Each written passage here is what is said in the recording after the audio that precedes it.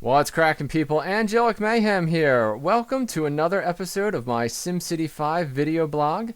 This time around, we're going to be talking about buses. Buses are a quintessential part of any flourishing city system. Now, you probably think that that's because they reduce traffic congestion. However, you would be wrong. They do reduce traffic, but there's so much more. Buses are wonderful, not because of what they take away, but because of what they provide. Buses allow low-income residents of your city to commute great distances to get to their jobs. Why is that good? Well, every business that pops up in your city, both commercial and industrial, has need for low-wage workers. These people clean toilets and collect garbage and all the undesirable stuff that makes our civilization run. The second you plop down a bus depot and get them rolling along on your economic incubators, businesses all over the city are going to boom, and that means your tax revenues are going to receive a big boost of cash. Buses almost always pay for themselves. Here's how to set up a bus network for your schools as well as your citizens at large, and how that network integrates with your RCI. So here is our map. This is Settlers Rest, and as you can see, we have a very fledgling town going here. Everything is light density, and you can see I have a commercial spot here in the middle, an industrial streak, and then residential all around. Now, the idea behind busing in general is to move people, and in this case, we're going to start with children. We're going to plop down our very first grade school. And as a result of that, we're also going to need to have buses. The grade school has its own radius, and any residential building within that radius, the people who live in that building, they can walk to the school. So you don't need to have a bus stop, for instance, directly outside the school. What you do need, however, is to establish bus routes around the city to all of your residential neighborhoods. You do not need your commercial neighborhoods, and you do not need your industrial neighborhoods. In fact, you want to make sure that you don't zone those when you're zoning a school bus, because it's a waste of time and it sends the buses out of their way when they could be busy picking up your kids. So make sure that those bus stations are in residential neighborhoods. And you want to cover every residential neighborhood and make sure that the streets are green when you're done. Every time you plop a school bus, the people in the immediate area become very happy. And they're happy because their kids get to go to school now. Now, I have done this entire first road, and as you can see, it is green from end to end. And that's what you're looking for with the school buses. It's a little bit different with regular public transportation, but we're not dealing with that yet. We're going to deal just with the school buses right now. And again, we're going to do this for the second road. Again, this is all residential. And actually, you can see that the first two school buses are already in motion, going around picking up kids. In the bottom left-hand corner, I also have a single row of low-density residential neighborhoods. These are going to be my workers for the rest of the city, so I need to make sure that we get some buses out there as well. And so that is it for the school buses. Now, as you can see, there's a total number of students enrolled. Busing is not going to be too big of a problem. If you have 2 or 3 school buses, you will cover all of your students. The bigger problem is going to be classrooms.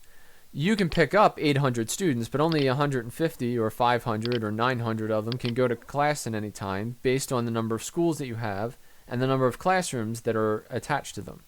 So you want to make sure that you are upgrading your schools, otherwise all the buses are for nothing.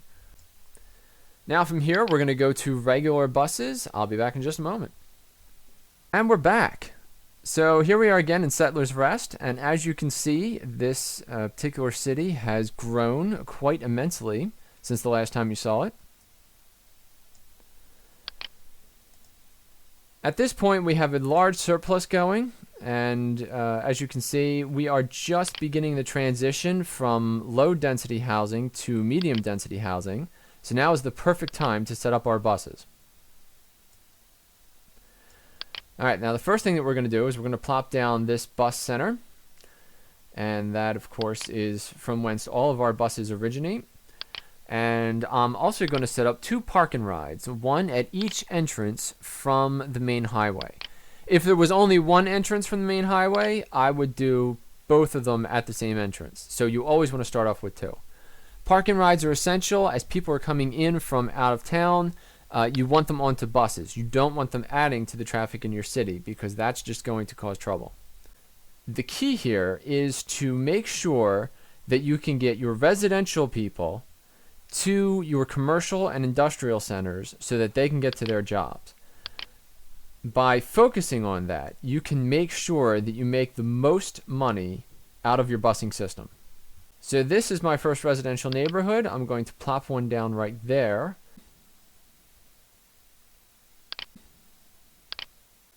When I put down the stops for the school buses, I put them on the south side of the road. Now that I'm doing regular buses, I'm going to put the stops on the north side of the road. And the reason for this is just to make sure that if I ever have to demolish them, that they're easier to pick out one and not the other.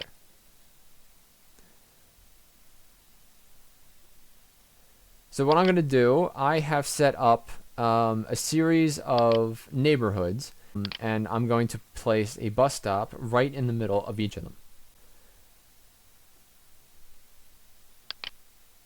So these bus stops here that I'm putting down now, these are in front of commercial properties, so that low density residential people can get to my commercial stores.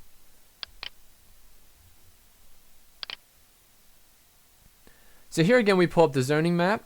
As you can see, based on where I place the bus stops, somebody from this end of the city, here in this low density residential, can make it all the way over here to this corner, which is where I have my industrial. It's time to upgrade City Hall. Now, one of the things that will improve the efficiency of your mass transit system as a whole is to get a Department of Transportation built. So that's what I'm going to do here. And this will eventually allow me, well, actually, I'm not going to do it here. I'm going to wait on that because later on I want to add a train and some other stuff to facilitate a stadium that I'm going to be building.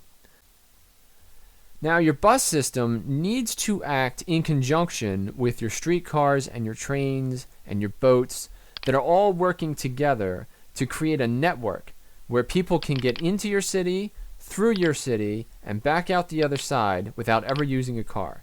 That's going to be essential because as you begin to add population to your city, there's only so many cars you can fit on your road. If you fail to create a network before your city hits even 100,000 people, never mind 200,000 or 300,000 people, you're going to be completely swarmed with traffic and your city's going to grind to a halt. Now here we're going to take a look at the map, and as you can see, I have a series of buses and they all seem to be following each other, and I hear a lot of people online complaining about how the buses don't spread out and go to various stops in a very efficient manner. They actually follow each other around, and I'm going to show you why that is and why that's okay. We're going to take a look at this bus stop right here. This stop has like 2 or 3 people at it right now. But because it's in a medium density area, I know that it's going to grow in a few. There he goes.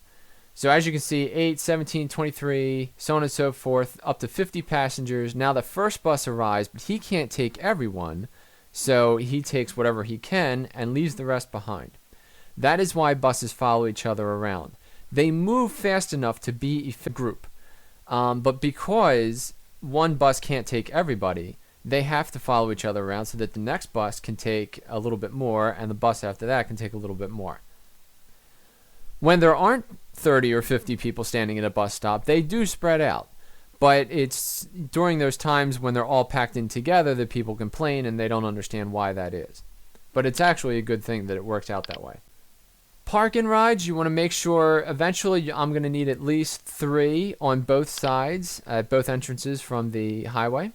Additionally, you want to make sure that you have bus stops at all of your major tourist attractions. So if you have a stadium or you have the Arc de Triomphe or something like that, you want to make sure that there's a bus stop right there so that tourists who come into your city who don't have cars can make it to their destination of choice.